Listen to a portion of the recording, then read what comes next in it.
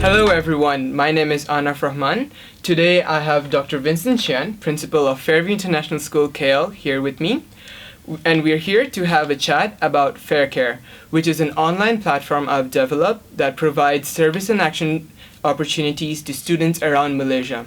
So Dr. Vincent, when you were young, how was it like to do service and deeds of service in general in your community?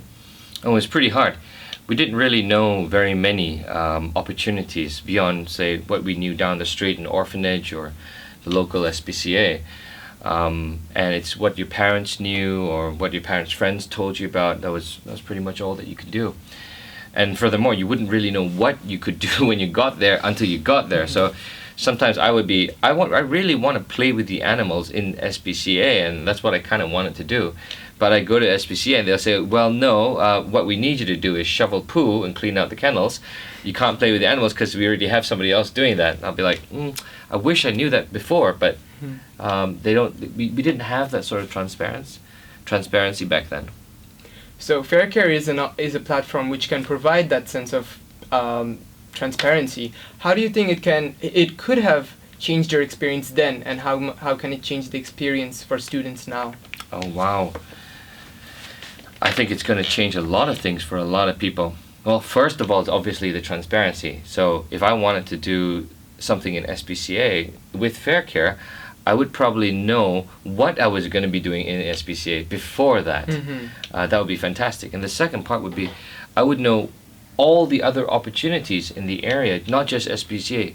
So I'd be able to extend beyond my network, beyond what my parents knew or my uncles and aunties, to everything else that's happening in KL. Maybe I'll find kittens, what would be the word, refuge in Shah Alam that I'd love to go to and play with some kittens and walk them around and brush their hair down or something like that.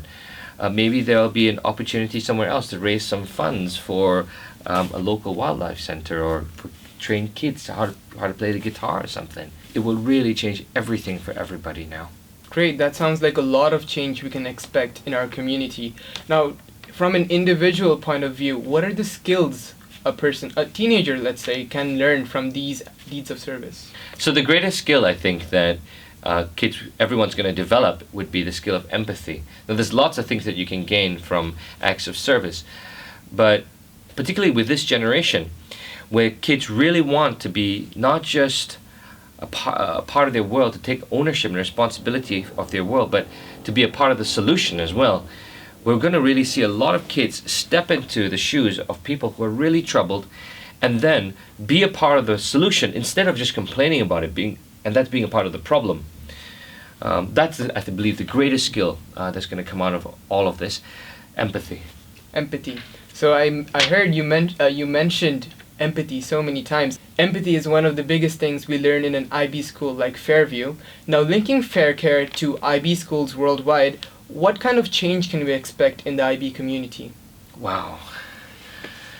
From my conversations with colleagues in the IB community, one of the biggest problems of an IB school is trying to be a part of its local community. And how we do that is by committing ourselves to acts of service in the local community. One of the challenges there in any IB school is finding out where you are needed in that local community, or rather, where are these service opportunities. And a local school can develop local opportunities within a very small radius, or discover some opportunities.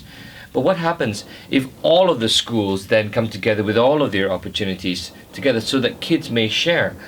I'm willing to travel 30 kilometers away to another opportunity, beside another school perhaps, if that was a great opportunity, and that's absolutely great. And if all the schools to come together and bring all of those things on one platform and say, we've got, all these opportunities, why don't we just share it all? That's going to just open the whole thing.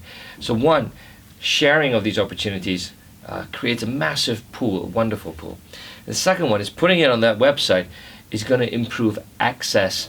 So nobody has to go around ringing people up to try and figure out what can be done anymore. Everything's there for you. So the concept is access. People can access this information far more easily. And the third one, which is really amazing, I think, is kids will know, and parents and coordinators will know, that every opportunity on your site was vetted by a CAS coordinator before you put it up. Definitely. Which means, wow, that's tons of safety, I feel, right there, that somebody has really looked through these things to make sure that these are legitimate opportunities. That 3 really amazing ones. So sharing, access, and it's safe. I love it. How can FairCare help Malaysia move forward as a developed country? A group of people are defined by the way that they treat their most vulnerable members. The way that we treat those who are oppressed, those who need our help, really characterizes as a nation or as a group, any group of people. If Malaysia as a whole can learn how to take care of its own people properly, then we begin to create that area of safety where we take care of one another, kind of like a little family. When a group of people know that we are always going to take care of each other, that we protect each other, that we look out for one another, it is then that we feel comfortable and want to call ourselves a part of that group, because we trust that group. That's the basis of all groups of people. If you don't trust the people within your group to take care of you, well, you don't feel any connection left to that group, because I'm forced to look out for myself.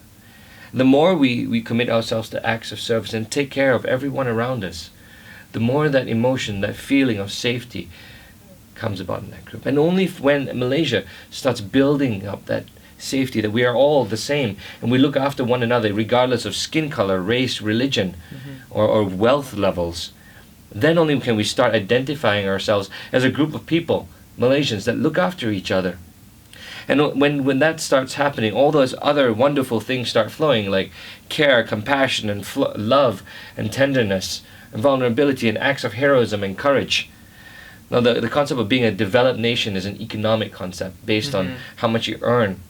But I tend to think that the concept of a developed nation should be more, well, social than that.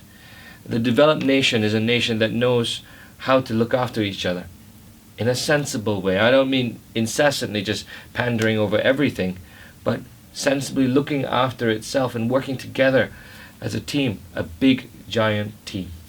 And I think that will really help Malaysia move forward as a real developed nation. Thank you, Dr. Vincent, for your wonderful opinions. I'm sure FairCare can progress into the wonderful platform you have described it as. Once again, thank you for joining us. This is Anaf signing off for FairCare.